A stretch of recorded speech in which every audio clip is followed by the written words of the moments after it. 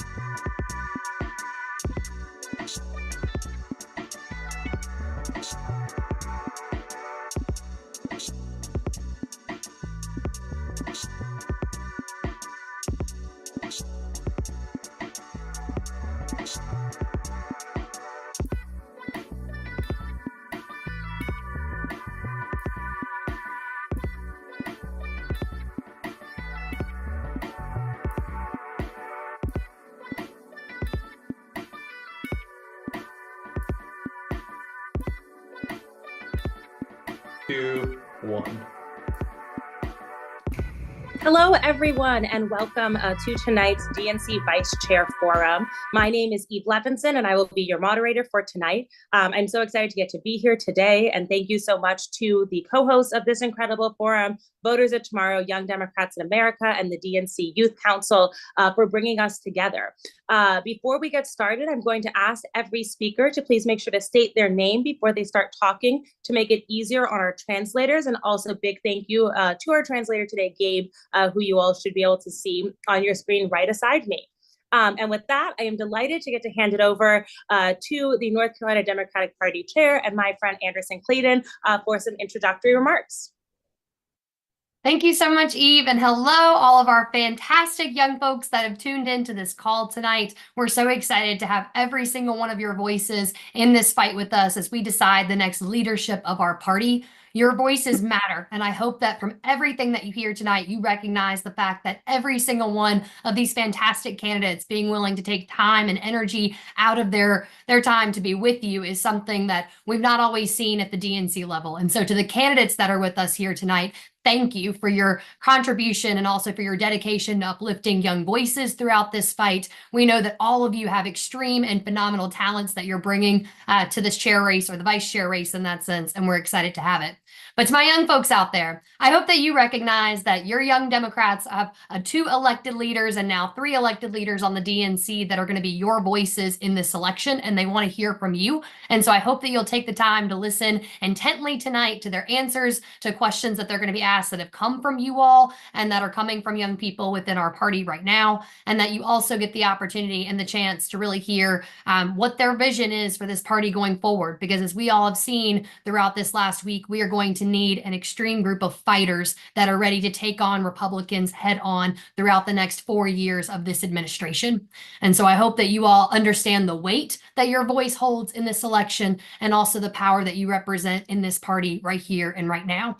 I serve as the North Carolina Democratic Party Chair. It's my honor to be in this fight with you all. North Carolina currently, just to make the plug for the South right now, holds the last uncertified race in the entire country. Republicans are trying to threaten our Supreme Court justice race that we saw Justice Allison Riggs, a Democrat, on our Supreme Court win by 734 votes. Right now, the South is the starting ground for where we're seeing anti-democracy attempts in a pro-Trump void right now that we are in that sense. And just make sure that everybody is paying attention to what's happening, understanding that this is going to be a long fight throughout the rest of our country as well, depending on what happens in North Carolina. So again, it's my honor to be with you all. Thank you for giving me some time to plug what's going on in our state, and also the opportunity again to thank the phenomenal candidates that are here tonight.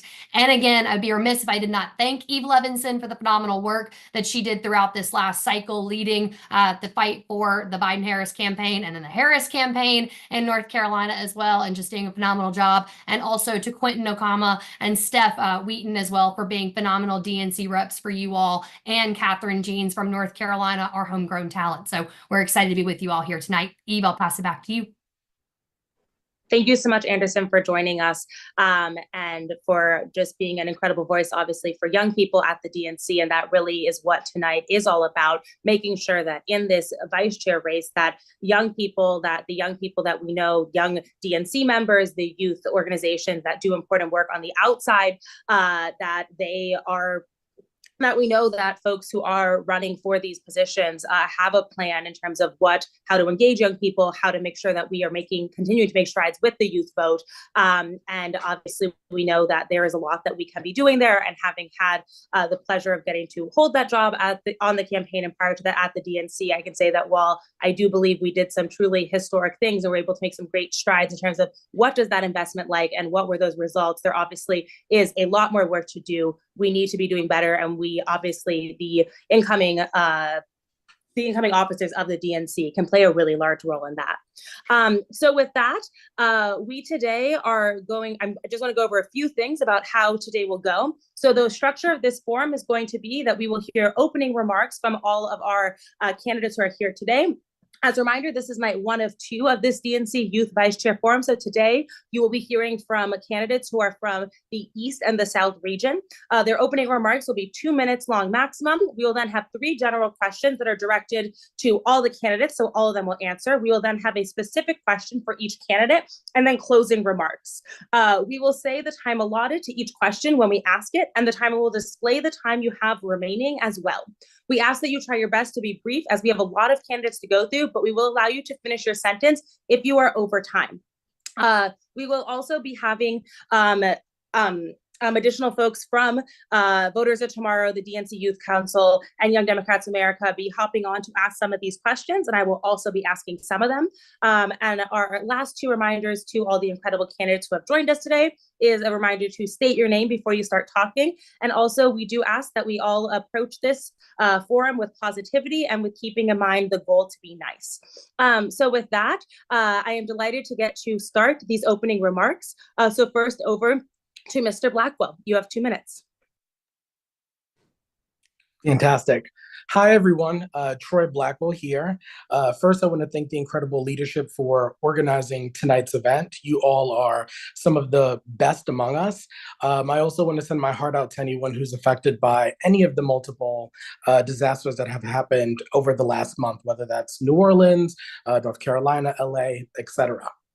So I'll start off by telling you a little bit about me personally. I'm originally from the South Bronx. I grew up in an Afro-Latino family in the poorest congressional district in the country. My mom was a member of 1199 SEIU, and my dad was a small business owner. You know, we lived in public housing, survived off of public assistance and food stamps, oftentimes lived without heat and hot water. But despite all of those odds, I had really great people who invested in me. And I like to tell people education was my passport out of poverty. I became the first in my immediate family to graduate from college. And after college, I went on to serve on 3 national campaigns and the last 2 Democratic presidential administrations. Yesterday was actually my last day serving the Biden-Harris administration. I closed out at the Department of Commerce. And during my tenure, I'm really proud of the work we did to, one, bring 1.5 million jobs back specifically to the Midwest. We were able to get $800 million out to rural communities to close the broadband gap. And I'm really proud of the work that we were able to do in the White House Council for HBCUs and HSIs. Over the last 15 years, my experience has primarily been in communications and media, specifically media buying and messaging. And so that's one of the key reasons I've entered this race. I've noticed there's some gaps on the legal front, the messaging front, as well as our partnership with the state parties. As someone who's worked on both campaigns and administrations, I've had a working relationship with the DNC. And so I've noticed these things, and that's why I decided to enter the race. Thank you for having me on.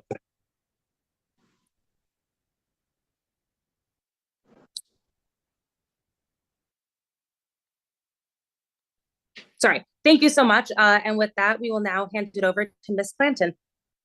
Thank you so much, Eve, and good evening, Young Democrats. I'm with Kenya Clanton, a candidate for DNC Vice Chair, and I'm just elated to be here with you all today. A special thank you to the leadership of this amazing organization and its partners for bringing this forum to the young people, right? As a daughter of Mississippi, I'm no stranger to the power of organizing, whether it was hearing stories of my parents marching and protesting to see the first Black doctor in my hometown when they were just young people in the 70s, following in the footsteps of my grandmother who marched alongside Dr. King and became a charter member of our local branch of the NAACP, or charting my own path into activism and advocacy as a young student at Tougaloo College. The legacy of change rooted in young people runs deeply through my veins. It was drilled in me at a young age that I had not only an obligation to make my voice heard, but to fight for my seat at the table. But once I got that seat, I also had to realize that the power wasn't just simply in occupying the seat, but it was doing something with it, which is what I've done. Every seat I've ever had, I've done something with it, whether it was serving in student elected office organizing a joint rally for Trayvon Martin on the steps of the Capitol as president of the oldest staff-led organization on Capitol Hill, or serving as the youngest executive director of a national organization at 27. I've always done something with my leadership. And with that said, as young people say, I've always been standing on business. This is not new to me. Okay. As senior advisor to the chairman, I saw an urgent need to empower and invest in young people and their voices and leadership, right? Which is why I worked with one of my colleagues, Kevin Lima, who was actually over the youth engagement at the time, to form the New Blue Crew, which created a seat for young people at the table. I understand that we've underestimated the power of peer-to-peer messaging for far too long. And as your vice chair, I will work to elevate young leaders and give you the tools and resources you need to be effective communicators and cultural messengers that you are. Thank you. Thank you so much, Ms. Clanton, for that. And now I am pleased to hand it over to Representative Kenyatta. Good evening. I am Representative Malcolm Kenyatta. And let's start with the obvious. Dr. King has had a lot better birthdays than he had yesterday. And we all understand that we are in for 4 years where we're going to have an administration that is going to spend every single day trying to make life harder for families like mine who get up every single day and just trying to have a level of stability and security that everybody deserves. But before I move forward, I do want to say specifically to the queer, lesbian, gay, bisexual, trans young people who are watching right now, there is not an executive order that can be written or signed that will disappear you, that will make you less than you are. And I want to be crystal clear that if I'm lucky enough to be a vice chair, and even if I'm not, we're going to be in this fight together every single day. And I know that this moment in particular is hard for the most vulnerable folks in our communities. And it is sick that the most powerful person in this country spent the first day not trying to lower costs, but trying to bully kids. And so I want to say that on the front end. I also want to say I'm running for this role because I come from a working poor family where too often gun violence has greeted members of my community, where I had to bury both of my parents by the time I was 27 because they didn't have access to the type of healthcare everybody deserves, where I had to move 5 and 6 times because we couldn't afford to always afford the rent. We deserve a government that is laser focused on working people and working families. A government where you know you're not being sold a bill of goods when folks say you're going to be able to get a high quality education, buy that first home, and follow your dreams. That future is still possible. And it's not going to be because of me, but it's going to be because of you. And so I'm ready, willing, and able to be in this fight with you. Thanks for having me.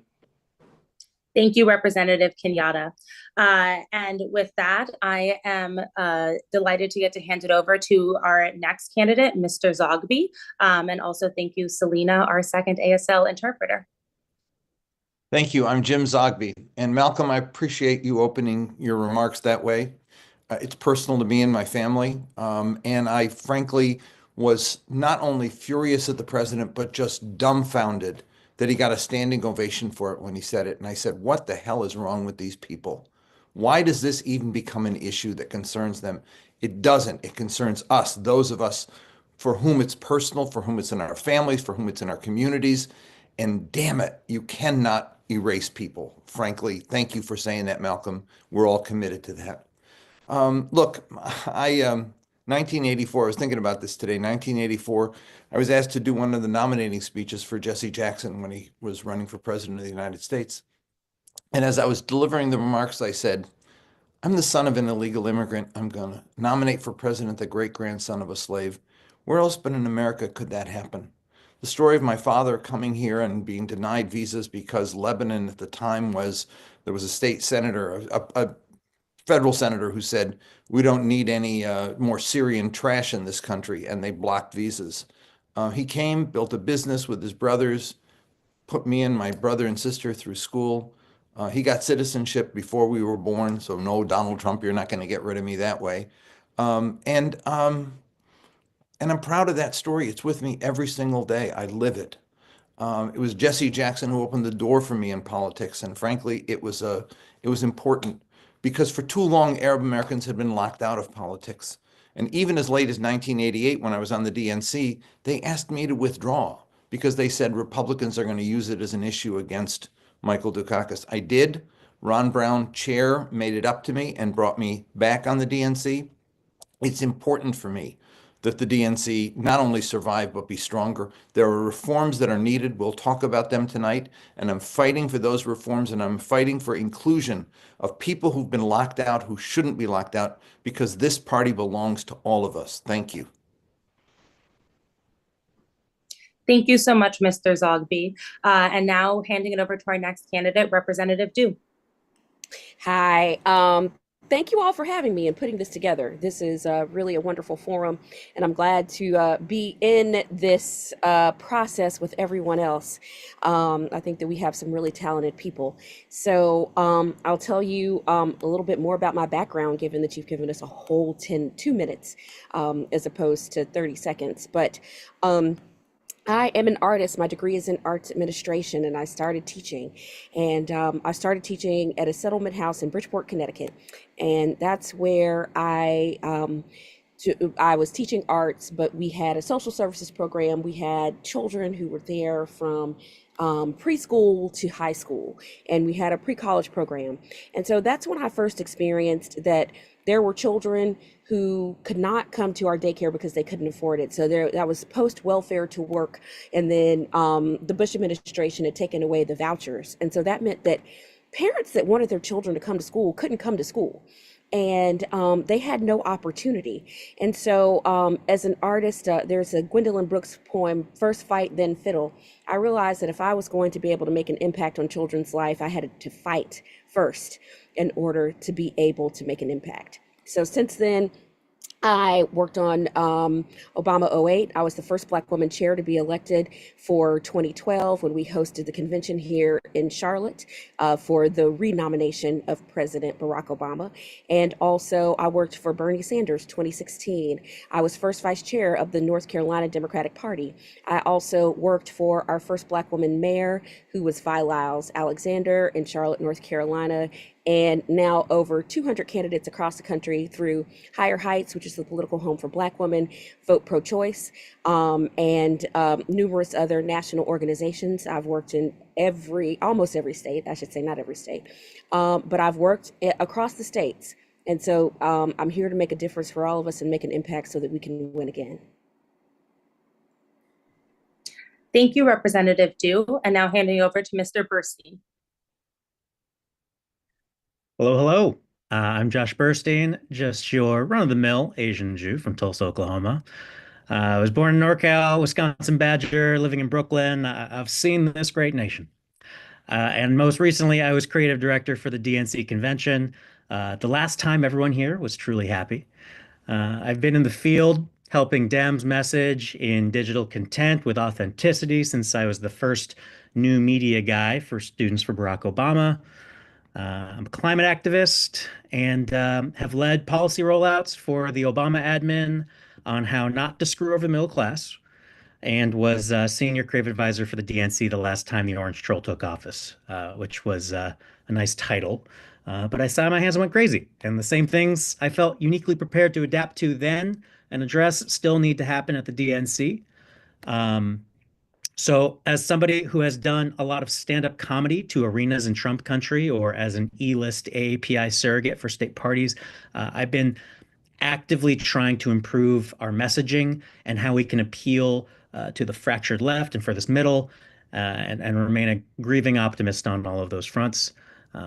I'm here because this is a crucial moment where we need doers at the DNC who actually know how to enact the change we all want to see. And so I offer specific solutions. First thing for this audience, I want to organize a campaign alumni mentorship program. It's camp because our generation mostly lost the mentor-mentee dynamic, and Dems have never really made up for the loss of Wellstone, NOI, and other training orgs. And I feel like a lot of experts next cycle only know virtual campaigns and during COVID and the spastic split candidate run we just experienced. So I really feel like we need to share the good tried and true experience and empower young organizers with their new tactics to win big in the future. I also want to chair the DNC Digital Office of Public Engagement, because digital is the water we swim in this millennium. We just need to get past that word and just start nurturing year-round, on the ground, and with creator relationships in meaningful ways. And then I want to steer a DNC branding committee and do a total overhaul to architect a strategic business plan to rebrand the party in a way that has not been done before, and is not just listening to donors, but in fact, people who know how to speak to rural America, middle America, and let everyone kind of you do you. So reclaim my Thank time. you. I just want to, yeah, there you go. Thank you so much. And now I will hand it over to our next candidate, Mr. Jones. Chris Jones, it's great to see you all here tonight. Thank you to the Young Dems for being here, listening, and putting this event on. Thank you to my colleagues and friends for sharing. I guarantee you it'll be a wonderful, engaging conversation, as you've already heard some great comments. I want to start with a quote from Dr. King. We know this quote. He said that the moral arc of the universe is long, but it bends towards justice. We implicitly assume that it will automatically bend towards justice. Yes, we work and we put in the work to make it happen, but we also assume that if we don't do anything, it will remain stationary. That's not true. In fact, there are forces that are bending the moral arc away from justice. And I was the 2022 nominee, Democratic nominee for governor in Arkansas, running against Sarah Sanders, who she and her administration have certainly worked to bend the moral arc away from justice and towards oppression. So for the last 2 years, we have been fighting what I consider a unique combination of incompetence, of meanness, of grift, and of laziness. We spent the last 2 years fighting that here on the ground in Arkansas, so we understand what it means. As a result of that, we actually worked very closely with Young Dems, and I supported a number of Young Democratic candidates here, Billy Cook, Andy Cade, Everly, Lincoln Barnett, Jesse Magruder. These are all folks who fought the fight. And I'll tell you, for the next 4 years, we're going to be facing what we faced in Arkansas in the past 2 years. And it's critical that the Young Dems have not only a seat at the table, but keys to the vault. And part of that includes embedding Young Dems in the decision-making structure, embedding Young Dems in the financial structure, and embedding Young Dems in the operational structure. And I say that as someone who has done the work to do so, because my campaign manager was a Young Dem, my deputy campaign manager was a Young Dem, and my communications team were Young Dems. And I'm excited to continue that work, working with the Young Dems for DNC. I appreciate your vote for DNC Vice Chair. Thank you, Mr. Jones, and I will hand it to our second to last candidate to give their introduction, Mr. Hogg. Hey guys, hey Eve, good to see you. Really happy to be on here. Look, the reason why I'm running is because we had a 20-point shift to the right of young people this cycle.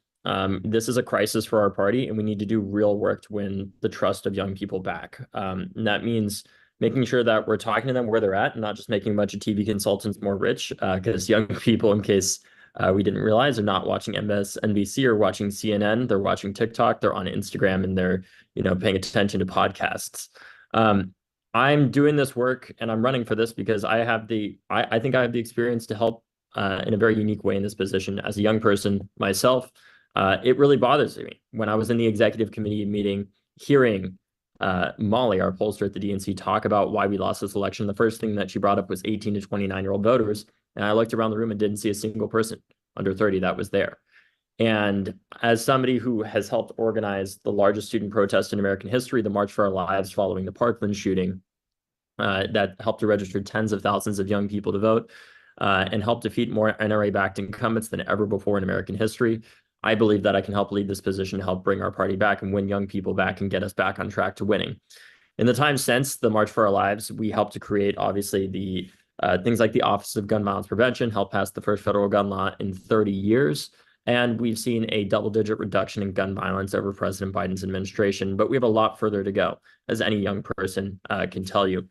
And in this past cycle, I went out there and helped raise over $11 million for young Democrats running for state legislature and Congress. I believe that we need people who lead by example, and I feel like I've done just that, because I'm not just talking about the importance of getting more young people elected. I'm going out there and doing the work, knocking the doors, whether it's in Stevens Point, Wisconsin, or in Orlando, Florida, or in Columbus, Ohio, whether it's Christine Cockley in Columbus, Ohio, Billy Cook out in Arkansas, or Bryce Berry in Georgia. I've done the work to help support more young Dems, and I hope I can earn your vote.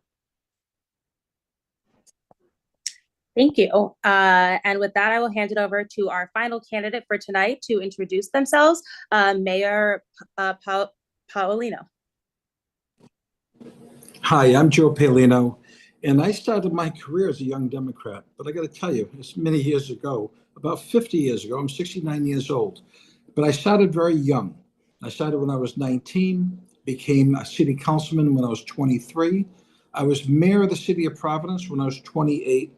And I ran for governor when I was 35. After I get defeated in a primary, and the guy that defeated me asked me if I would serve as Secretary of Commerce of our state, and I did that for 3 years. And then President Clinton appointed me as U.S. Ambassador to Malta. Since then, I have been in private business. I've been working hard, working with my family business, but always been involved in local politics and raising money and getting involved on a national basis.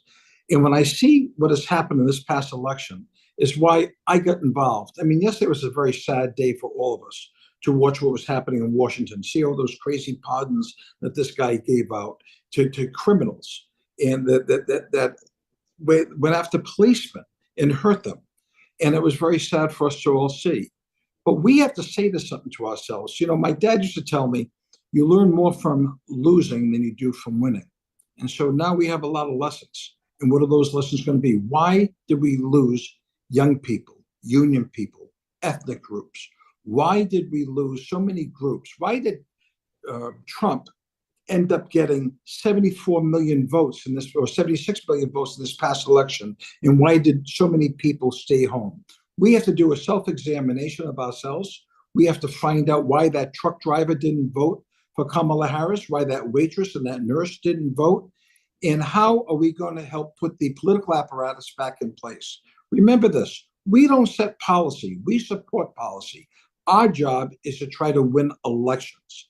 And as vice chair, I want to try to do that and try to help raise money to make that possible. Thank you so much to all of our 9 candidates for introducing yourselves today.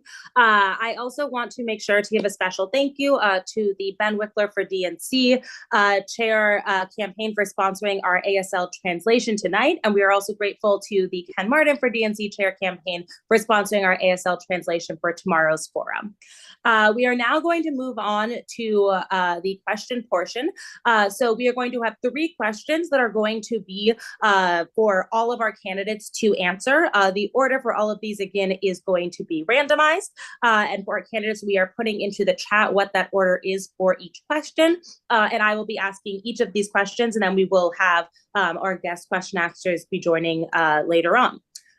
For this question, you will have 60 seconds each to be able to answer. And so with that, our first question for you all is, what sets you apart from your fellow candidates for this position of DNC Vice Chair? And we'll hand it over to Mr. Jones for to give the first answer. Yeah, I appreciate that question. You know, one of the things that sets me apart is that I have been living in the conditions and environment that we will live in as a country over the next 4 years. I am in the South, and we are living in a state that is dominated by Republican leadership.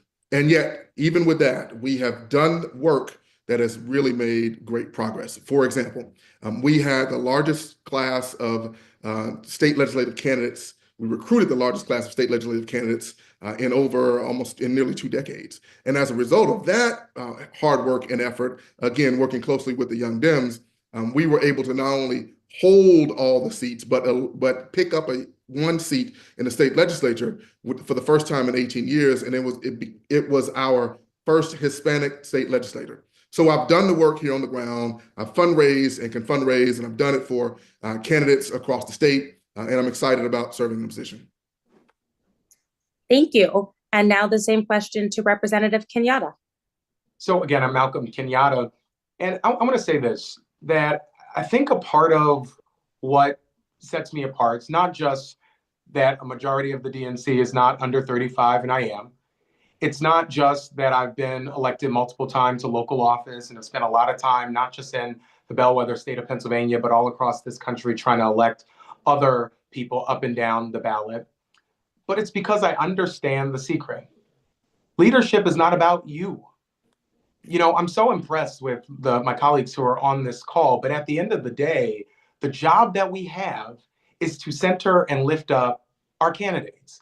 And I spend a lot of time and will continue to spend a lot of time, irrespective of what happens in this race, making the case that folks in our generation need to step up and run for office. When I ran against John Fetterman for U.S. Senate, I was the first openly LGBTQ person of color to run for a U.S. Senate seat in American history, one of the youngest people to ever run. And Al Roker did a documentary called Do Not Wait Your Turn about that run. I believe the time for turns is over. We need young people running up and down the ballot. And as DNC chair, vice chair, I've talked every single day about how we make that a priority. Thank you. Thank you. And over to our third candidate, Mr. Blackwell. Fantastic. I think we have many great people and many great skills that are in the race. I think three things that separate me out is probably going to be my background working in a legal environment, two, my background in media, and third, my background in federal government.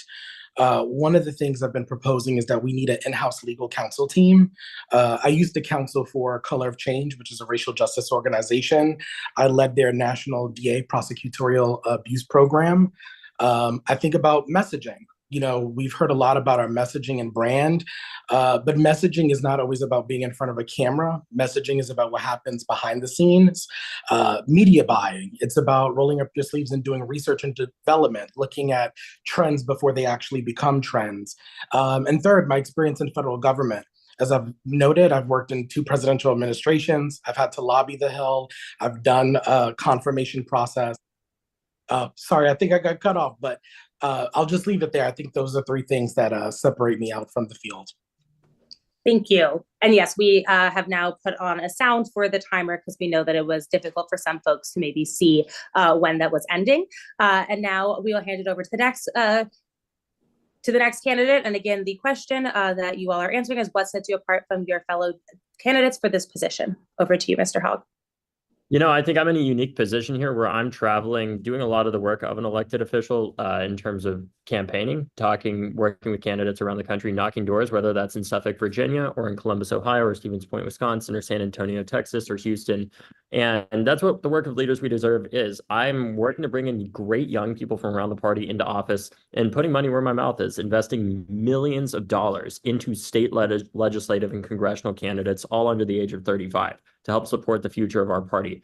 Leaders We Deserve, we work with candidates on everything from, things to how do you get a local endorsement, to how do you fundraise more, how do you do call time, and how do you win your race. And I'm happy to have supported so many incredible young people this past cycle and elected, people like Molly Cook, the youngest person since Sam Houston to the Texas State Senate, and so many others. And I plan to continue doing that regardless of whether or not I win in this position. Thank you. And over to our next candidate, Mr. Burstein. Yeah, well, I already said I'm probably the only one who knows how to make Hebrewnese cuisine, some miso matzo ball soup. But other than that, I think I've never run for office. I've just helped for 20 years a lot of Democrats win at every level. I feel confident in being able to offer scrappy solutions that don't have a lot of resources when we're going to be not able to raise as much and need to do a whole lot more. I think I offer outside perspective with insider knowledge of working at the DNC, the administration, every presidential campaign since 2008. Just how to do the work as it's issued by the chair, and also press them to be dynamic and offer some meaningful change. Thank you, Mr. Burstein. And now on to our next candidate, Mayor Polino. Hi, we're a big tent, and I want to learn from AOC on the left to Joe Manchin on the right and take the best of both and try to see if we can put them in the middle to make some common sense decisions for our party. This year, this guy, President Trump, hijacked our issues. He hijacked the issues, letting people think that he cared about their problems. And we know he doesn't. He hijacked our issues. He tried to make that we didn't believe in God, and he was the one that believed in God. That he hijacked patriotism from us. We have to change all that. Everybody that's running here is qualified to be vice chair. And I'd be happy if I don't make it, I'm happy to support them. But I believe that we have to go to the center a little bit more, listen to the center. We got to bring business and bring them into the political equation and part of the discussion. And I think that's what separates me. Thank you so much. Now we will move on to our last three candidates here. Again, the question that is being asked of you all is what sets you apart from your fellow candidates for this position? Over to Ms. Clanton. Thank you so much, Eve, and thank you to all of my colleagues. I agree, we all are uniquely qualified to serve in this role, but I think the thing that makes me different and sets me apart from my colleagues is that not only am I an organizer, I'm a trainer. I'm someone who's gone deep into the trenches to work hand in glove with candidates all across this country, having worked and trained with more than 300 Black women across this country and servicing them as executive director of the National Organization of Black Elected Legislative Women. I know what it takes to win and hard to win places, having organized in 45 of the 50 states. I also know what it is to not only talk about creating a seat at the table or bending a bench or being a part of a tent, but I've also invested in it, right? And so taking my career, looking at my career over the last 20 years to really think about how I could strategically use my position to place resources where they needed to go, whether that was in the South or the Midwest or whether it was in Hawaii, finding resources and placing resources in places that where we needed investments in order to win. I've done that work and I'll continue to do that work as your vice chair. Thank you. And over to Mr. Zogby now.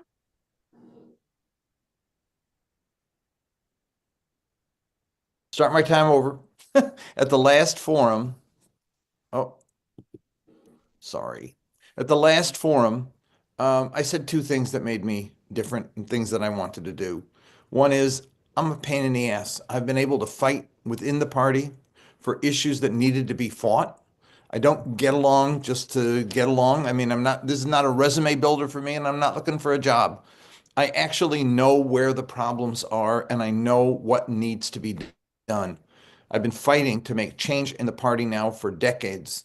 And after this election, I said, if we don't do it now, we're never going to do it. And so frankly, I want accountability and transparency with the budget. I want democratic decision-making. I don't want DNC members to be props who simply ratify decisions already made. I want us to be the governing body of the party. A lot of issues I care about, and I'll raise those issues, but we have to structurally reform the Democratic Party so that it is a place where people actually can feel that they have a say in how the party is run. Thank you. And over to our last candidate to answer this first question, Representative Du. So I will say, I mean, the biggest thing for me is that I have run and won far more than I've lost 200 races across the country in our battleground states, previous battleground states. And as I think it's Jim say, we're all the states, right? So just having done work where also we were outspent. But we still won these races. We could have been outspent by millions of dollars. So coming up with scalable operations that work in different spaces all over the country so that we can win back all of our folks, and they're all our folks. So I think that is one of the major pieces for me, and that is recruiting candidates all over the country and working with candidates all over the country who are part of the new American majority that will help us to also make up our new electorate. It includes young people, it includes women, it includes women of color, Black women, etc. So just really recruiting, working for, and turning out the new American majority. Thank you so much to all of our candidates for sharing what you view sets yourself apart from your fellow candidates for this position. We will now move on to the second question.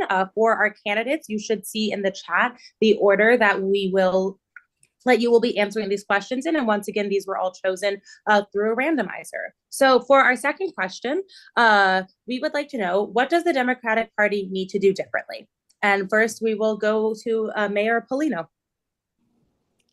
Well, what I'd like to see is a few things take place. Number one, we have to, as I said earlier, find out Why did we lose so many different constituency groups to Trump? What was his message that was appealing to them and our message wasn't? Now, I am not so sure we had a great message, and it was very difficult for somebody to get into a race in 107 days and try to win a presidency when this guy was out there campaigning every single day for the past 8 years. So, but messaging is important, but we need to find out what we missed and why we lost so many votes. I think that is critical. And we have to also work hard in the state legislatures and the local states so we can ensure that the gerrymandering doesn't take place in the future. I think all that is critical in keeping the state legislatures. Remember, back in 2020, he tried to overturn the election, hoping that it was going to go back to the state legislatures and control that. We could have missed that. We're lucky that did not happen. We have to ensure that it can happen in the future. Thank you. And over to Ms. Clanton to answer the same question. Thanks, Eve. I think there are a couple of things we need to do. First, we need to cut the rhetoric and get back to results for the American people. We've just spent too much time playing identity politics, and we are not connecting the dots for everyday people. We're not bringing the issues. We're so focused on making decisions at white tablecloths, we forget about the decisions that are being made at tables that are checkered with overdue medical bills, grocery receipts, and in some cases, eviction notices, right? I think we have to really reinvest in organizing and investing everywhere early and often. Too many states are being given to the other side. We've conceded our values as a party, and we only want to focus on being a tent, when in reality, we're not a tent, we're a tapestry. Each of us brings something individually and unique to this fabric of America, and we have to get back to prioritizing that and making that the focus point for the American people. We need to start talking more and really not just talking about it, but living our values. That is why people want to connect with us, because we live our value system, and we've just gotten too far away from that. We got to stop playing ball every 4 years. We have to play ball every single day. This is a contact sport. Thank you so much. And now over to Mr. Zogby to answer the same question. Again, the question candidates are answering currently is, what does the Democratic Party need to do differently? Look, candidates raise issues. I'm so sorry, guys. Representative Du was first, I believe. Oh, that was my fault. Apologies. Representative Du is next. I need to be checking people off on my list. Over to you, Representative Du. Actually, you can use my starting part if you want. Absolutely, Jim. Thank you. I think what we need to change is that we're just not talking to folks. We're not talking to voters. It's actually a very basic strategy, right? It's not that Donald Trump did not win by a mandate. We were not outnumbered. We were out organized. So he won by less votes than Barack Obama. And yes, of course, we know that we're going to deal with racial issues, gender issues, etc. So that's the playing field that we're dealing with. At the end of the day, Barack Obama won the state for the first time since a white Baptist farmer called Jimmy Carter in 1976, because he talked to voters and communicated with voters. We knew in 2012 that we were bleeding white women and some of our voters. And so what did he do? He went back to people to tell the story about the work that he had actually been doing. So our problem isn't that we're not doing the work. The problem is that we're not continuing the conversation. And so it's basic. I would like to make it a little bit more complicated, and we can have a really, detailed strategic plan, but that's what we need to go back to. Thank you so much. And now over to Dr. Zogby. Thank you. Look, a number of my colleagues here are talking about issues we need to raise. And frankly, candidates raise the issues. What the party does is build capacity so that those issues can be heard when candidates go out on the road and do them. Here's the problem, and I think I agree with some of the other comments made. We're not talking to people, directly talking to people. I spoke at the last forum and I said, we simply don't do the grassroots engagement we did. We hire consultants who do $241 million on TV ads that nobody watches, and digital communications that frankly go in one ear and out the other. What matters is when people, talk to neighbors, talk to people in their precincts, in their communities. And frankly, when we talk to them, it matters too. So look, who's talking? We talk about reaching out to African Americans. Do you realize 20% of African Americans are immigrant? Who's talking to the Nigerians? Who's talking to the Ethiopians and the Eritreans? Who's talking to the Kenyans? with regard to Latinos, who's talking to the Peruvians and the Bolivians, and who's talking to the Colombians and the Venezuelans, and who's talking to the Dominican Republic, the folks from the Dominican Republic? The fact is there are new immigrants here, we're losing them. And I've understood from my personal experience in the past, when you go to a new community and say, we want you, they actually feel you do want them, but we're losing a lot of people because we don't talk to them. Thank you. And next, over to Mr. Jones. Yeah, appreciate that. There are a number of things that we need to do and can do better. One of those things is that we have to go on the offense while playing defense. For far too often, we wait for the Republicans to do something and then we respond. Instead, we need to have a strategy and a plan that puts us on the offense, that has us showing up. Then we need to engage everyone on the field. We leave young voters and young leaders on the side and don't put them at the decision-making table. We don't engage folks who are in rural areas. So we need to engage everyone on the field and get them playing. The other thing we need to do is modernize and build infrastructure at every level. We have some of the brightest minds in the world in our party. They need to be helping us to modernize. And in the last two things, we have to address misinformation because it's spreading like crazy. We can do all the great work, but if the message isn't getting there or the wrong message is getting there, we're going to lose out. And finally, everyone says we have to engage everywhere, all the time, at every level, at all times. That's all. Thank you. And next we will hand it over to Mr. Burstein.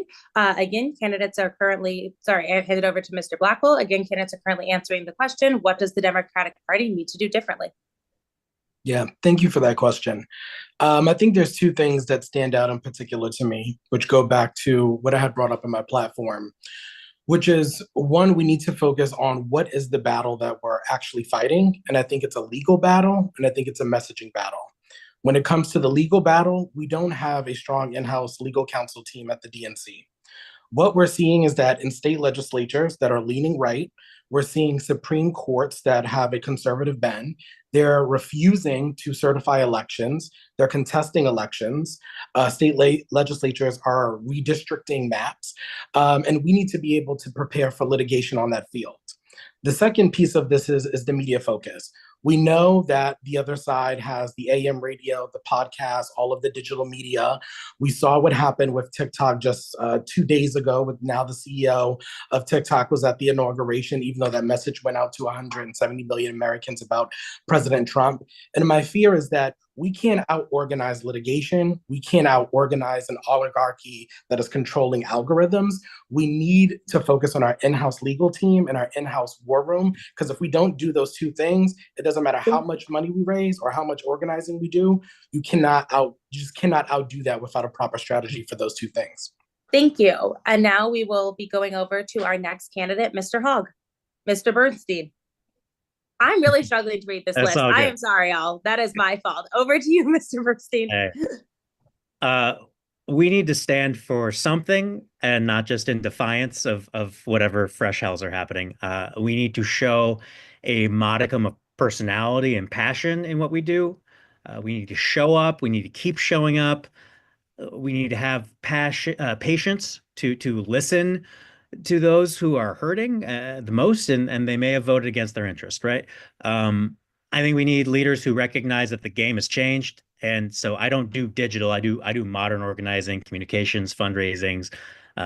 Dems gotta speak natively on each platform. And as David mentioned, we're not watching MSNBC, who has 60,000 off prime time. The Tribune has 73,000 print.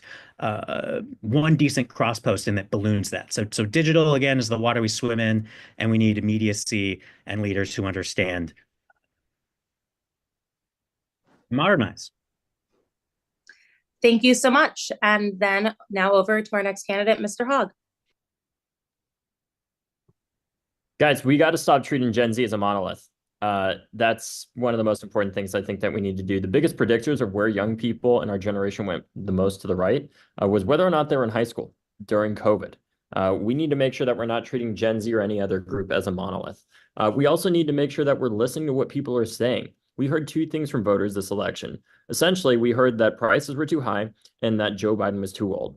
And repeatedly, our party told those voters, no, they aren't, and no, he's not. We have to deal with reality, and we need to stop paying these consultants just to put their fingers in our ears so that we don't pay attention to it, and instead actually live in the real world. I also think we need people who understand the real consequences of disinformation. It's not a talking point to me. My family's got thousands of death threats. Myself have gotten death threats because of disinformation since the shooting in Parkland. We need people who understand that landscape like myself and who know how to combat it, and because I have lived it. Thank you. And now over to our last candidate to answer this second question, Representative Kenyatta. Let me start by making this point. I am not running to be drafted as a Monday morning quarterback, but I will tell you this. The Democratic Party is not going to flog ourselves into victory. There are 1,000 think pieces a day about how much the Democrats suck. And I think we've gotten so bogged down in this stuff that we start repeating those same points.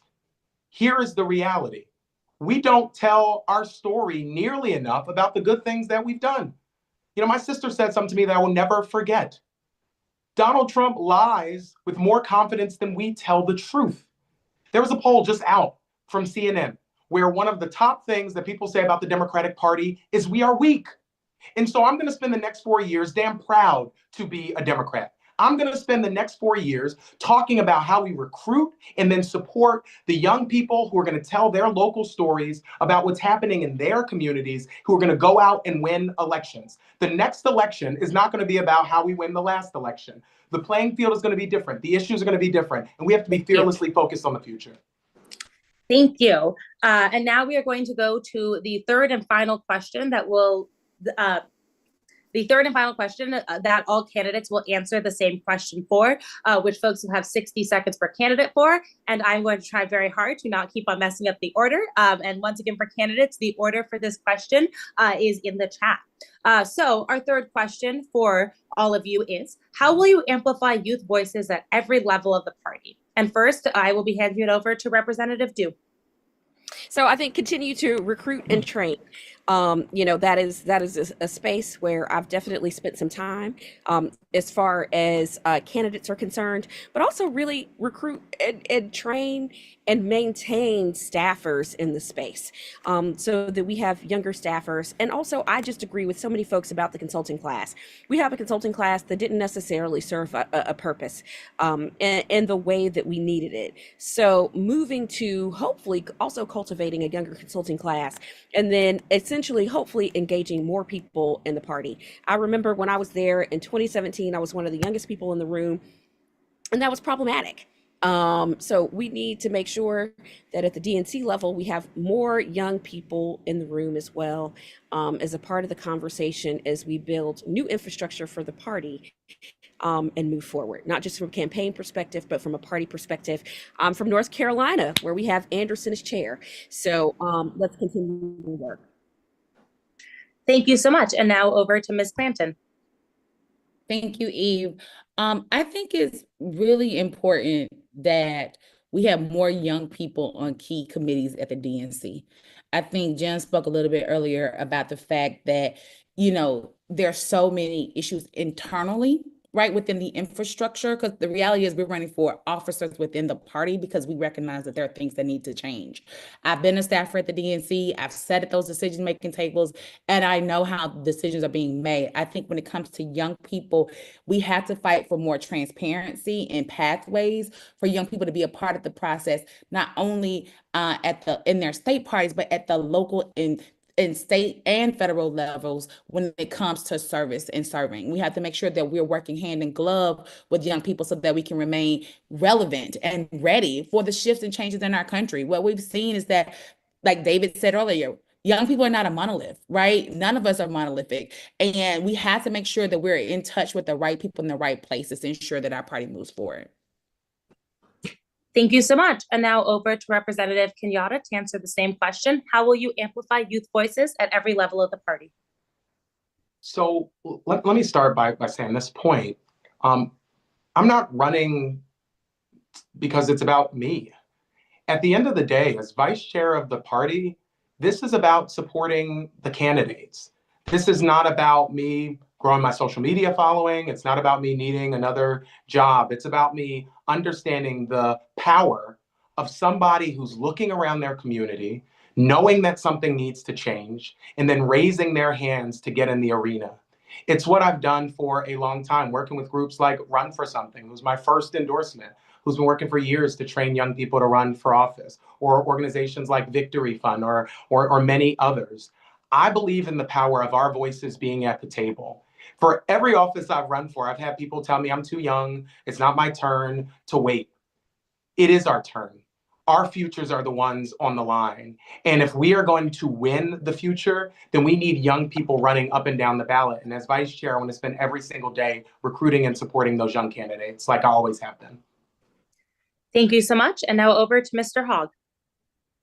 Guys, I know I sound like a broken record here, but I'm going to continue helping to fund great young people running for office around the country, the way that Leaders We Deserve did last cycle. And I'm going to make sure that young people actually can show up. I was actually a little bit late to this forum because I was on the phone with the high school Dems talking about the logistics of how they were actually even going to be able to afford to get to these meetings. All the time, our organization talks a big game about diversity and inclusion and all these other things, and it's very important. But what we're not talking about is how having somebody included doesn't mean just having them on a list of people. It means actually having them be able to be at a table because they can afford to be at that table, and there is no financial obstacle to being there. And that's why I think anybody making $100K that is a member of the DNC should have their travel covered, regardless of whether or not they're a young person. We have many people from Indigenous communities, many people from rural communities, and our territories, and on fixed incomes that cannot afford to be members of the DNC, and it creates inherent problems. So I believe that we need to have those people at the table that already should be, and financing shouldn't be an obstacle to that.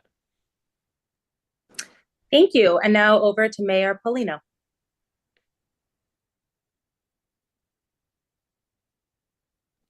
I'm sorry. We can't be all things to all people. I'm sorry. I'm hearing every time we talk about a certain group, we got to be 100% here, 100% there. It doesn't work that way. We have to try to win elections. And how do you win elections? It gets down to the basics. This past election had to do with the economy.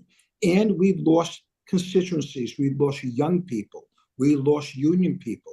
We lost the truck driver. We lost the teacher. We lost a number of people because we weren't listening to them. And before we move forward, we better find out, why did we lose them? Remember, the definition of insanity is doing the same thing over and over again, thinking you're going to get a different result. And we have to make some changes if we want to try to win elections in the future. So first, let's take a step back. Let's breathe a little bit. We're going through a little crisis with the guy that's in the White House right now. But let's take a step back and find out, why did he get a lot of our voters in this past election before we move forward? Thank you. And now over to Mr. Jones. I have a PhD, but this is not academic to me. It's personal. And I have the benefit of, and I'm biased here, of having worked with one of the absolute best Young Dem chapters in the country, and it's led by Allison Sweatman. And let me tell you, it's not rocket science to figure out how to get more Young Dems engaged. One of the first things we have to do is embed them in the decision-making structure. We need more Young Dem seats than 3 in the DNC, and because their voice matters. And when we embed it in the structure, that's when we can hear their voice. The other piece we need to do is embed them in the financial structure, which means there needs to be a line item for Young Dems in the budget, which means we need to invest in Young Dems up and down the ballot. Last thing we need to do is embed them in the operational structure. Look, we have organizations that are recruiting Young Dems all over, like Outrun. Invest in those organizations. They're doing the work. We amplify the work, and that's how we will not only bring more Young Dems in, but lift them. Thank you. Over to Mr. Blackwell. And again, the question that candidates are currently answering is, how will you amplify youth voices at every level of the party? Yeah, thanks for the question. So as someone who is a young Democrat, I think it's going to happen 3 ways. The first way, as my colleague Chris mentioned, is financial. I'm a big supporter that at least 20% of our budget should go to our youth groups. That's high school Dems, YDA, the Youth Council, and College Dems of America. I don't think that anything less is going to be able to suffice. The second piece of this is it's largely the chair's decision, but I believe less than 5% of our membership is under the age of 40. I do think that some of our large appointments, that 75 group, it should include some younger voices, some that are under the age of 40. And third, it's about building a bench, right? You know, it's not just about running for office. It's about also building a bench of those who can lead organizationally. So I would like to even give a shout out to Julie Chavez Rodriguez, who is one of my mentors. She brought me into the space and mentored me, which is why someone like me at 33 years old have been able to lead at multiple agencies. So that's how you empower young people. Thank you so much. And now for our final candidate to answer, sorry, not final candidate. Now for our next candidate to answer this question, Mr. Burstein. Yeah, I talked about CAMP in my intro, like a robust mentorship training program at the DNC, because an idle stack of resumes is just not enough. I know that according to YDA, I'm apparently not young anymore. Asian don't raisin, but I'm 38.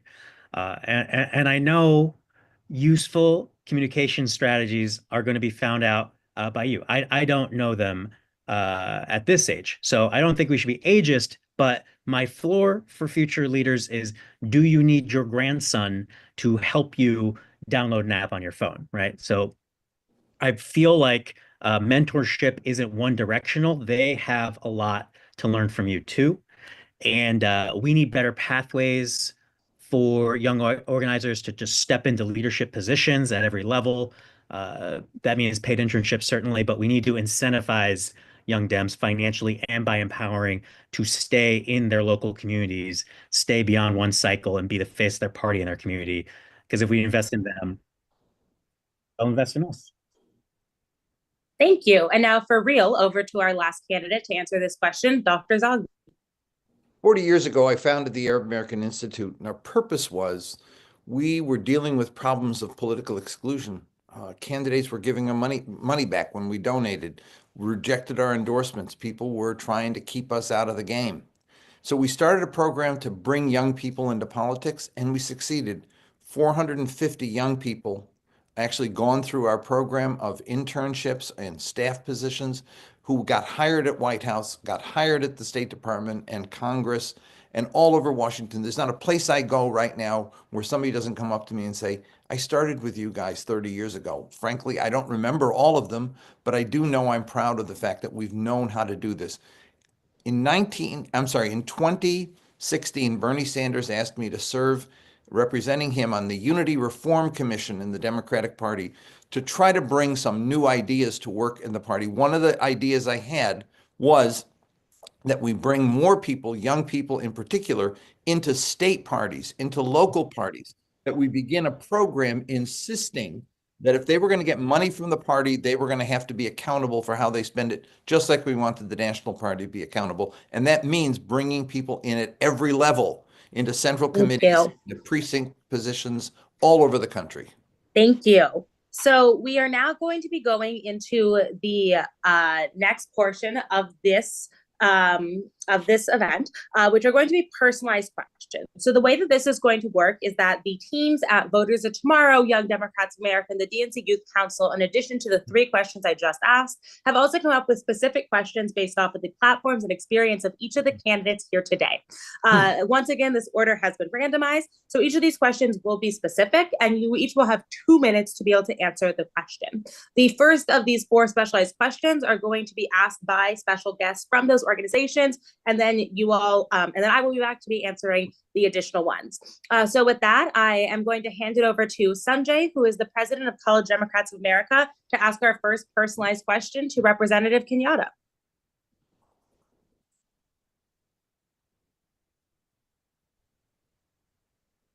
Do we have Sanjay?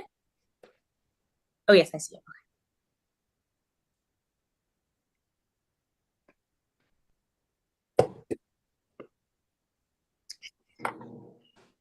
Sanjay, if you are talking, we cannot hear you.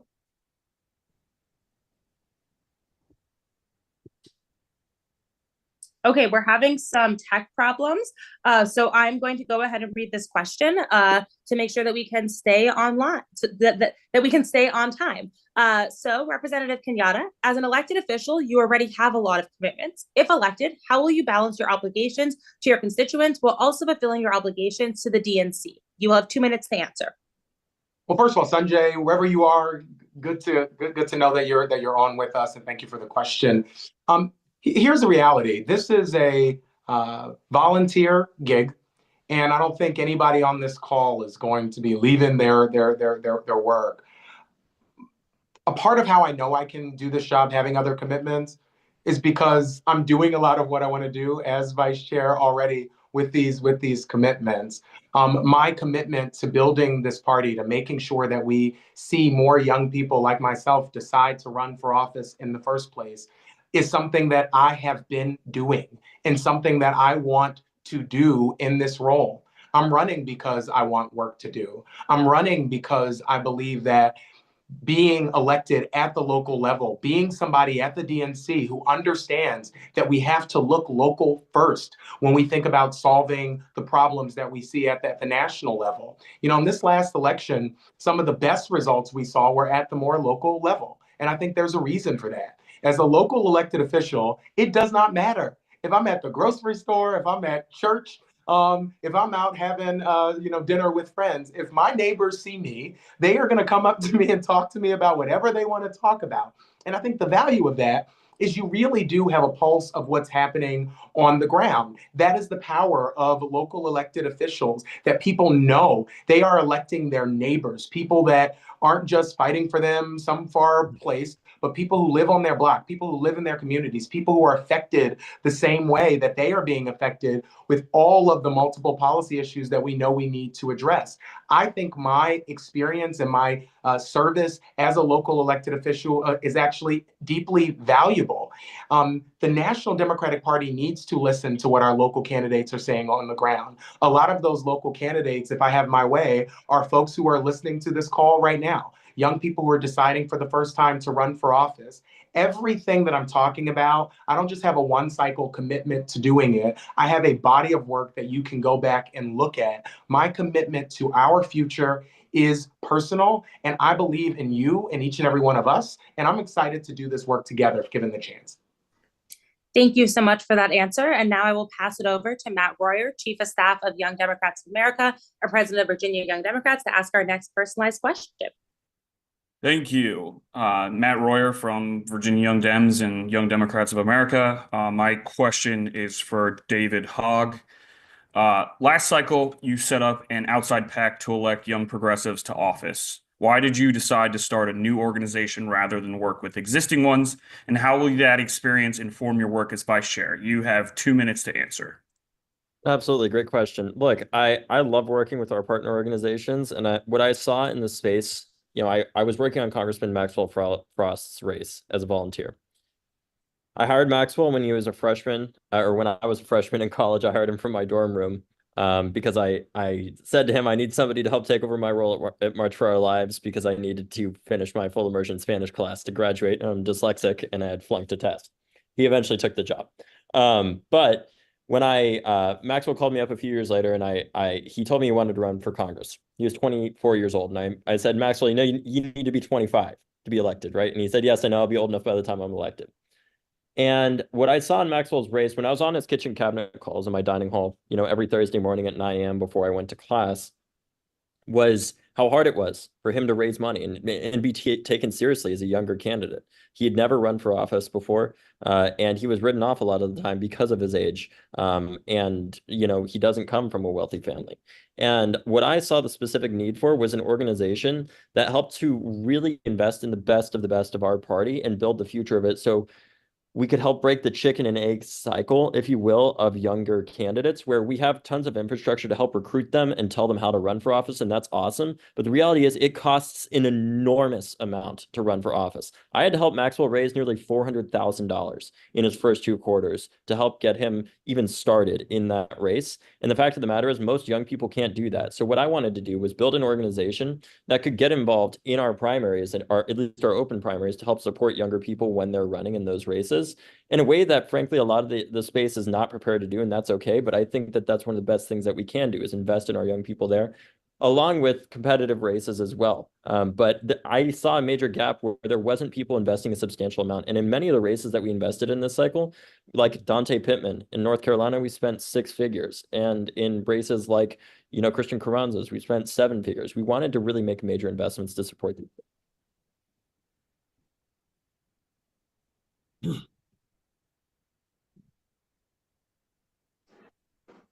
Thank you. And now we will hand it over to Harper, who is a member of the Raleigh chapter of Voters of Tomorrow.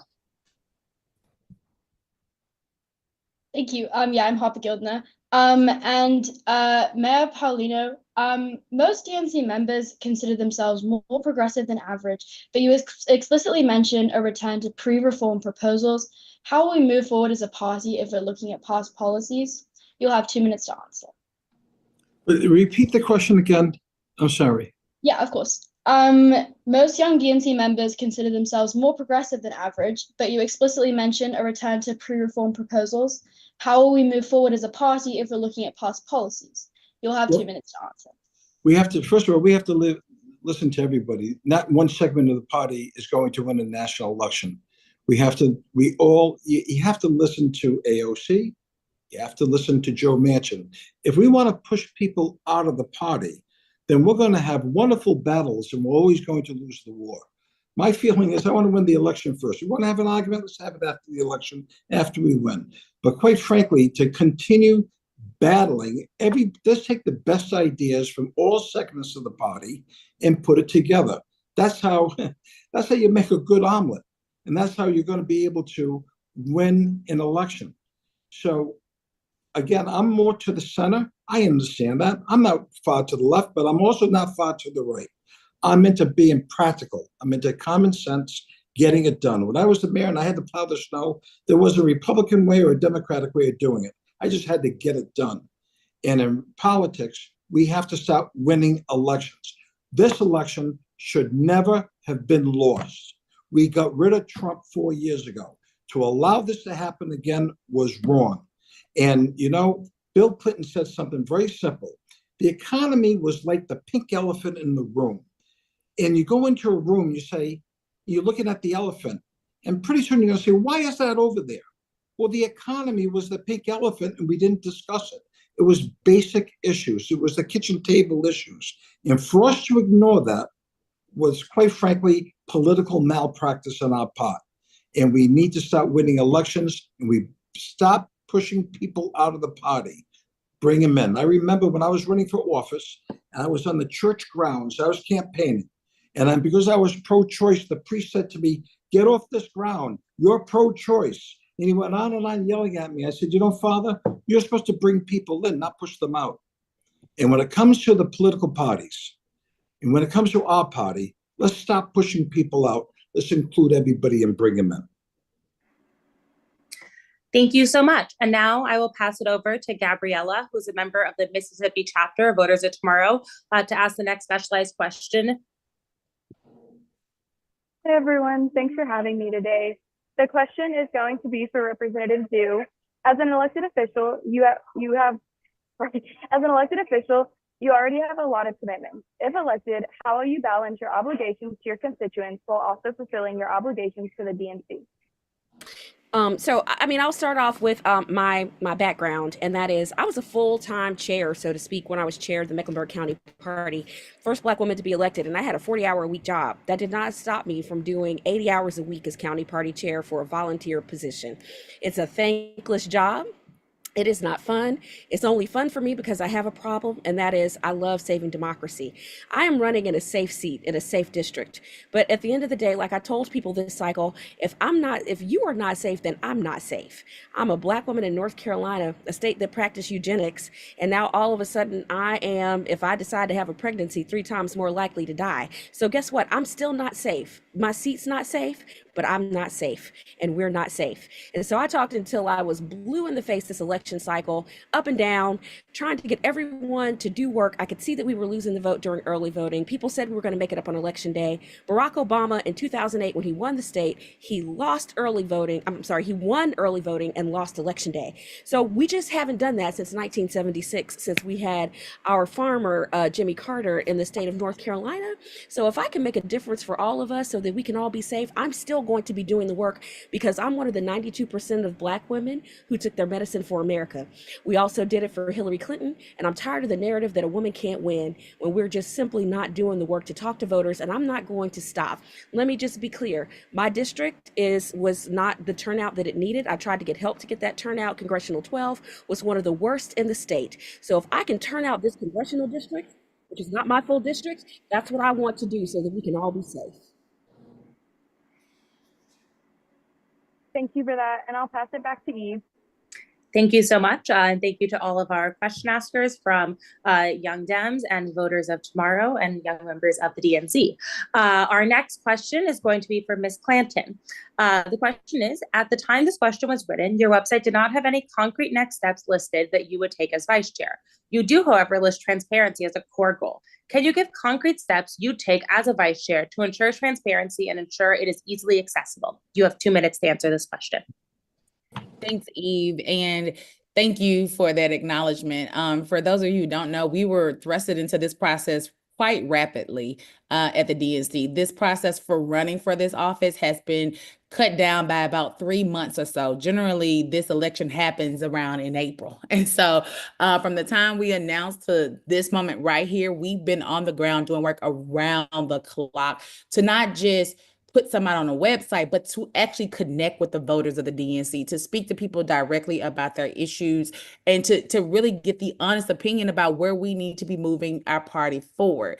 And so when we speak about transparency, it's not just about opening up the books. It's not just about the process, but it is about ensuring that people understand how this thing works, right? From the state party, from your municipal party, all the way up to the White House. There needs to be more access points for people across the country.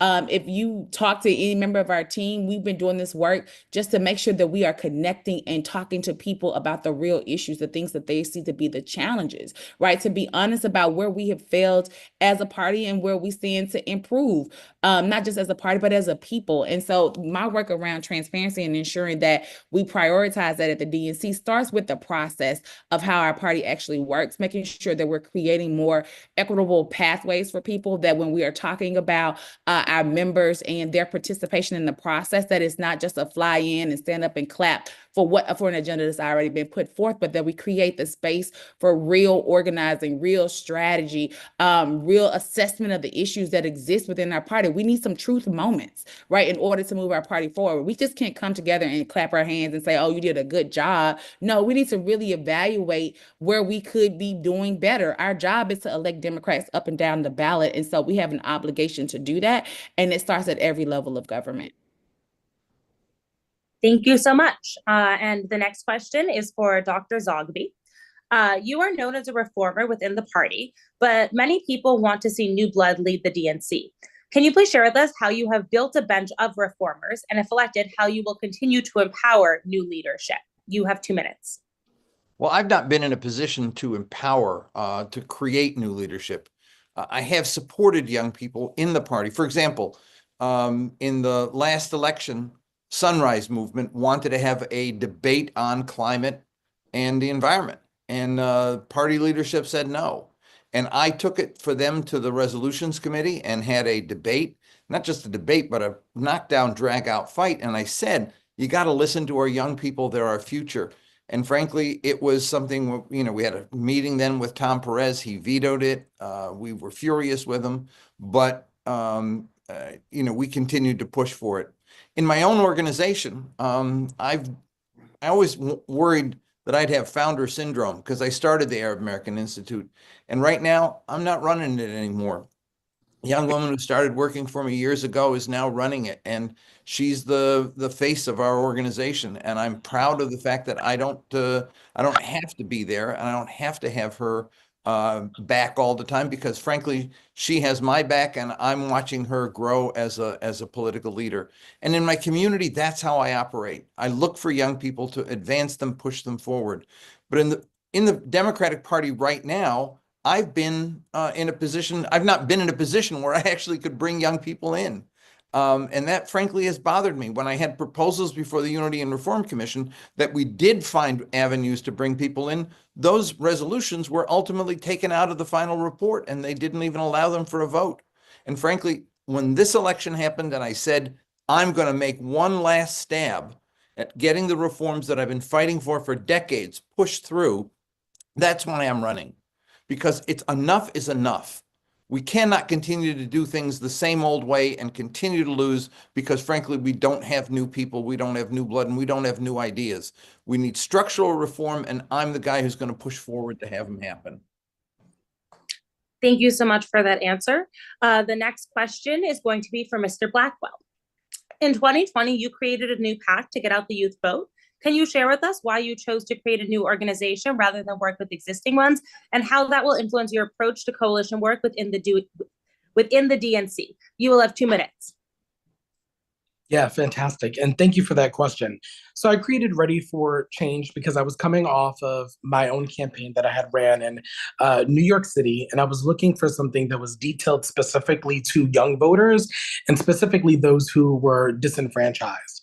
A lot of times when we focus on the space of young voters, we're normally talking to those that come from a particular socioeconomic status, those who are probably college educated, but I saw that there was a gap. Right? Even in liberal New York City, I saw that where were organizations showing up? They were showing up primarily in environments, again, that were predominantly white and college educated, and other areas such as the Bronx and Central and South Brooklyn, where there were more people of color and lower socioeconomic neighborhoods, we weren't necessarily getting the same outreach. So that was really my impetus behind starting that organization, because I think if we're going to talk about diversity and we're going to talk about young Dems specifically, then I think we need to think about how we're expanding that and bringing those into the fold who traditionally don't have those resources and opportunities. And I will say that we did work with a couple of organizations. We did sign on for a letter for then the 2020 campaign before I had stepped down and went to go work for the campaign. So we did collaborate with other organizations. But again, the focus for us was showing up in those spaces that were not necessarily open to us. And I'm sure there's some folks here who probably feel this way. Sometimes as a young person, especially if you're a young person who is a double, triple minority, when you show up in spaces, you're not always welcomed, right? There have been many times, even though I'm only 33, there have been many times where I've offered to collaborate and show up in spaces with people, and people immediately see this, and I'm dismissed despite, all of the years of experience and hard work that I've put into the party. So that was really my impetus behind that. Thank you so much for that answer. And now for our second to last personal question. This question is for Mr. Burstein. Your platform focuses a lot on messaging and communication, but many DNC members are concerned about other critically important areas. If elected, how will you work with members to improve the party as a whole? You have 2 minutes. Sure. Well, I say I just want to be sriracha and make everything a little better. And I mean that in the context of I've been an organizer, and I know what it's like to talk on the ground one-on-one. I don't know too many people who have also had to sleep in supporter housing, bottom bunk with 2 cats outside Oshkosh, Wisconsin, waiting for the president and Tammy Baldwin to show up in one of her 3 purple blazers. I love Tammy, but I've done that work. I know what we're actually asking of people with the messaging, and certainly don't like and appreciate the texts and emails that the sky is falling, please give me $3, right? So I think we need to start looking at messaging and branding more holistically and think about how a stronger brand loyalty and something that could excite youth is going to actually mean easier fundraising and easier volunteer shifts and everything else. And so I've always said when people ask me, where should I donate? I've always said state parties, pick your favorite, because we really, truly need to make the DNC a stronghold for good ideas and good people, but it exists to serve the states, and that means we need to start getting, folks in Oklahoma, North Dakota, the resources they need, and not just pay attention to a couple favorites because it matters every 4 years or what have you. So I know that I can promise to commit myself to actually being on the ground and doing the work and helping with trainings and helping create programs that can work, whether you have zero other staff at your state party right now or are more robust. I think there's a way to grow our good in every single place, and that happens when we have people who understand that the communication needs to just be. Thank you. Thank you for that answer. And now we will go on to the last personalized question for our ninth candidate, Mr. Jones. The question for you is, a big part of your platform is focused on combating misinformation. If elected, how will you approach rebuilding trust with young Americans who are exposed to misinformation 24/7 on social media? You have 2 minutes. Yeah, misinformation is something that's flooding us and drowning us. But let me start by saying, in this darkest of moments, I am encouraged by the light of all the candidates that we have here and the folks that are putting in the work. And I believe one of the ways we directly impact and address mis and disinformation is by making sure that those folks who are speaking tonight and those who are in homes and those who are listening have the opportunity to be the light and to show up in community and to show up directly with individuals. If we do that, then I found that direct engagement with people is what breaks through. And so what I would love to see is youth, again, embedded, and I'll say it again tonight, embedded in the decision-making structure so that they have actual decisions, substantive decisions, and we authentically listen to them, embedded in the financial structure so they have money to do the work that's necessary, money to invest in places that matter to them, and that they have they're embedded in the operational structure because we need youth on the ground engaging in places and spaces online and in person where other youth are. And in doing so, I think that to me is the playing offense while playing defense. It's the hand-to-hand combat that allows us to through them know what their neighbor, and again, I'm using air quotes because neighbor could be on social media, but know what their neighbor needs, to know what moves and motivates their neighbor, and then to act on that. So again, I think embedding youth in those levels is how we most directly address misinformation, which is rapid and rampant. And the last thing I'll say is we can't let anything slide. We certainly need a 24/7 rapid response. We need to bring legal action when misinformation is spread, and we need to directly address the counter.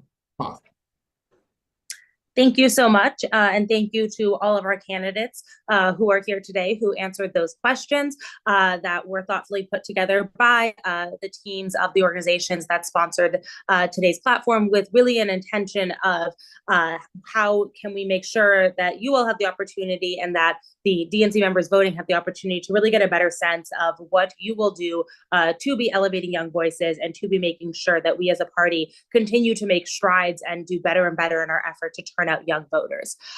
We now are going to end with closing remarks. The order for closing remarks has been dropped in the chat. Each of you will have 60 seconds to share your closing remarks. And since we are running a little short on time, I will be strict on cutting folks off. And with that, handing it over to our first candidate to share his closing remarks. Over to Mr. Hogg. If I'm elected to this position, I will tell you I will be the opposite of a sycophant. I am going to tell people what they need to hear and not what they want to hear, so long as it's necessary for us to win. I think for too long, our party has been hiring people to just tell us what we want to hear over and over and over again. I'm here because I know that we need to win in order to end gun violence. I know that our policies are broadly popular as a party. That's why we pass progressive ballot measures in red states like Florida all the time. And what we see is Democrats continue to lose. It is a brand problem. I want to help us get our juice back, if you will. I want Democrats to be exciting. I want them to be fun. And I don't want people voting for us just because we're not Republicans. I want them voting for us because we're damn Democrats. And we are proud to be who we are. And we are the party of building and delivering for the people. And not just saying, oh, no, we're not Democrats. Or we're not Republicans. You need to vote for us because democracy is in danger. We need to show people why democracy matters. And that's what we did after Parkland. And in this role, that's what I want to do here. That's why I hope to earn your vote. Thank you. And over to our second candidate to give closing remarks, passing the floor over to Mr. Blackwell. Thank you all. First, I just want to thank you all again for organizing tonight's event. Over the last 24 hours, I've been thinking a lot about the progress that we've made as a country, but also the progress that I've made in my life. And looking at all the executive orders that the now president had signed yesterday, I reflected on a very personal incident. When I was 18, I was the victim of a hate crime, specifically for being gay. And I looked at the president's message and attacks on LGBTQ people amongst many other communities. And it made me just reflect that these policies are not just some government bureaucracy. This is personal for people. This is life and death. It's about whether people can survive or not. And bringing all of that, encapsulating all of that, the personal and the professional, is really what I want to do in this position. Because when we win elections, we have good leaders in government that protect us and keep us safe. And I think that is so vital and important in this time. Thank you so much. And now over to Dr. Zogby for closing remarks.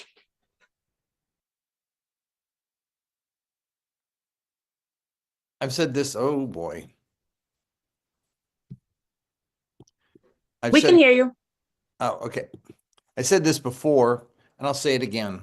My wife used to tease me that I devoted my life to fighting for justice for Palestinians, fighting to reform the Catholic Church, and fighting to reform the Democratic Party. She'd say, couldn't you pick something easy to do? I do those three because I care about them. I care about the fact that the Catholic Church is out of touch with the message of Jesus that I actually believe is a good message about caring for your neighbor, about taking care of the least of these, about feeding the hungry and clothing the naked and saving lives. I also believe that the justice for Palestinians issue is critically important. Look at what we've seen, the losses that we've incurred on all sides of the Middle East conflict because there is no justice. And frankly, I believe in the Democratic Party. It needs reform. I want the reform. I believe we can do better, but we're not going to do better if we don't make fundamental reform. Thank you. And now over to Representative Kenyatta for his closing remarks. I'm Representative Malcolm Kenyatta, and I'm running for vice chair because I know a little secret. If you are watching this call, it's because you care about the future of the Democratic Party. And you know what I know, that a strong Democratic Party is the last best hope to make sure we have a future that we deserve. A future where we can actually drink clean water and breathe clean air. A future where everybody is treated with dignity and respect, no matter what they look like, where they come from, who they are, or who they love. A future where young people don't have to wait until they're no longer young people to be in positions of leadership and authority in this nation.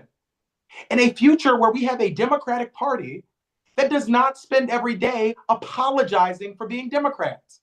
I am damn proud to be a Democrat. And I believe in us. I believe in what we can do together. Thank you for putting this together. Thank you for being here. Let's go win, my friends. Eve, I'm sorry, I think you're muted. I was muted. Thank you. Thank you, Representative Kenyatta. And now over to Representative Du for her closing statement. Thank you all again for putting this together. I'll say this. I said it the other day. I was sworn in on my grandmother's Bible wearing my grandmother's dress.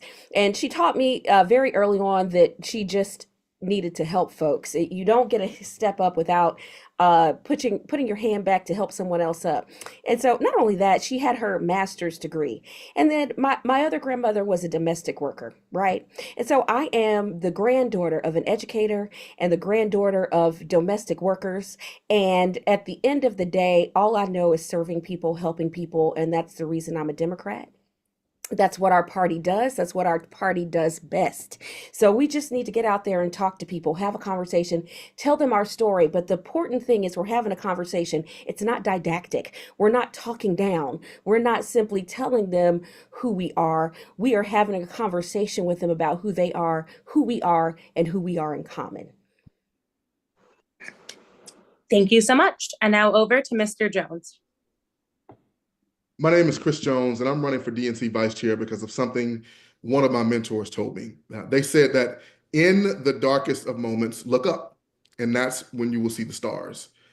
I believe that the Democratic Party, we are the stars, and I'm running for this position to help to expose the stars so that they can shine a light on the dark spaces that we see. It will take a strong Democratic Party in order to bend the moral arc of the universe towards justice. And that's what we're fighting for. So I'm asking for your vote so that I can help us fight to bend the arc towards justice. Thank you so much. And now over to Ms. Planton for her closing remarks. Thank you all so much for tonight in this forum. Thank you all for creating space for new ideas. This is a beautiful display of what the future of the party looks like. It's bold, it's fresh. And with that said, bold and fresh leadership matters. Experienced leadership matters. The American people deserve a leader that will fight for them. You deserve a leader who will fight for you. And just so that you know, I'm that fighter. I'm not afraid to go where others won't go. I'm not afraid to say what others won't say. And I'm not afraid to do the hard work of doing the work hand in hand with you to move our party forward. As your DNC Vice Chair, I pledge not only to support you, but to advocate for you. It matters who's at that table. It matters who can lift the voices and the needs of everyday people. And that's what my campaign has been about. It's been about everyday people. So the website might not be updated, but the will of the people is, and it's connected to the concerns that we've heard by talking to each and every last one of you. And I hope that you entrust us to continue that leadership on February 1st. Thank you so much. And now over to Mr. Burstein for his closing remarks. Thanks. We need doers at the DNC. We need to radically adapt to meet this moment. I believe the future is local, and we should lead with positivity and stand for something. So I promise to help comfort the shaken and shake the comfortable, especially in DC. And I'm running because too many people want change in the party, but don't want to change.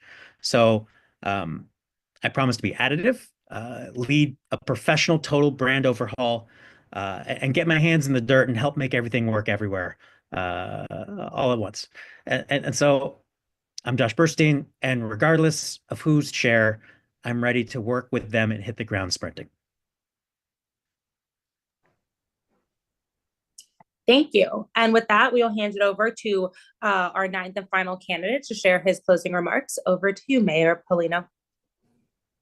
It's been a fabulous night. My name is Joe Paolino, and I'm proud to be on the same platform with these other great candidates. As I said earlier, every one of them would do a great job. I've been doing this my life. I've been mayor, I've been an ambassador, I've been a fundraiser, I've been in business, I've worked in labor, I've done it all, and it's been enjoyable. But you know what's on TV right now that's really scary? CNN is talking about the pardons that took place for the January 6th criminals. You know what the Fox Network is talking about? The pardons that Joe Biden gave his family.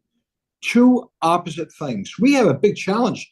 You got to be tough right now. We're facing a guy who takes no prisoners, literally, in Donald Trump.